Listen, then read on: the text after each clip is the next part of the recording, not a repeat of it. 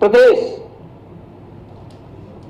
अपनी विरासत पर गौरव की अनुभूति करता है। पूरा देश आदरणीय प्रधानमंत्री जी की प्रेरणा से अपनी विरासत पर गौरव की अनुभूति करता है और हम लोगों का मानना है कि विरासत से युक्त विकास ही एक उज्जवल भविष्य की एक आधारशिला होती है।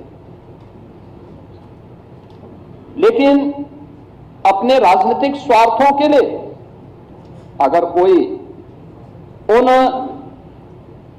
आक्रांताओं को महिमामंडन करता है जिन्होंने भारत की आत्मा पर प्रहार किया, जिन्होंने भारत की आस्था को रौंदने का कार्य किया है, मुझे लगता है कि आज का नया भारत, आज का नया उत्तर प्रदेश, ये नए भारत का नया उत्तर प्रदेश इसको स्वीकार करने को तैयार नहीं है, कतई तैयार नहीं है।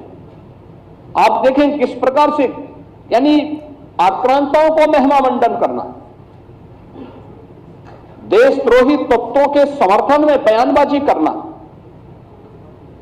या राष्ट्रीय प्रतीकों के प्रति अपमानजनक टिप्पणी करना, ये किसी राष्ट्रद्रोह से कम नहीं।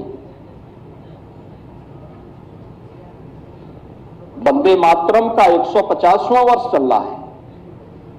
कुछ लोग हैं उनमें राष्ट्रगीत, जिसे भारत की संविधान सभा ने सर्वसम्मति से सम्मान देकर के राष्ट्रगीत के रूप में प्रस्तुत किया, और हम आभारी हैं प्रधानमंत्री मोदी जी के, जिन्होंने राष्ट्रगीत को अनिवार्य रूप से देश के अंदर लागू करने के लिए एक नोटिफिकेशन जारी करवाया कि राष्ट्रगीत भारत के आन मान शान का प्रतीक है और भारतवासी को अपने पुरातन वैभव पर गौरव की अनुभूति करनी चाहिए और इन सभी प्रतीकों के साथ साथ राष्ट्र नायकों का सम्मान हम सब भारतीयों का दायित्व बनता है।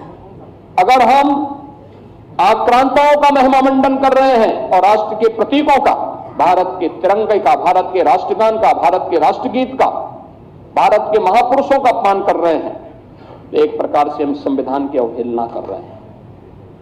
मैं पूछना चाहता हूं समाजवादी पार्टी और कांग्रेस से, एक तरफ संविधान के नाम पर जनता की आंखों में धूल झोंकने का कार्य कर रहे हैं और दूसरी तरफ वंदे मातरम जैसे राष्ट्रगीत का इनके द्वारा विरोध करवाया जा रहा है। इनके सदस्य धड़ल्ले से बोल रहे हैं कि हम वंदे मातरम के लिए खड़े नहीं होंगे, हम नहीं गाएंगे। क्या मतलब है इसका? यानी हिंदुस्तान में रहोगे और भारत के राष्ट्रगान और राष्ट्रगीत को गाने में आपको दिक्कत होती है, ये चीजें नहीं चल सकती हैं। ये भारत के संविधान निर्माताओं का अपमान है, ये बाबा साहब भीमराव अंबेडकर का अपमान है, क्योंकि उसी संविधान सभा ने, याद रखना, 24 जनवरी 1950 को वंदे मातरम को भारत के राष्ट्रगीत के रूप में मान्यता दी थी। और हर भारतीय का दायित्व बनता है हम भारत के इन प्रतीकों को पूरी तरह सम्मान दें।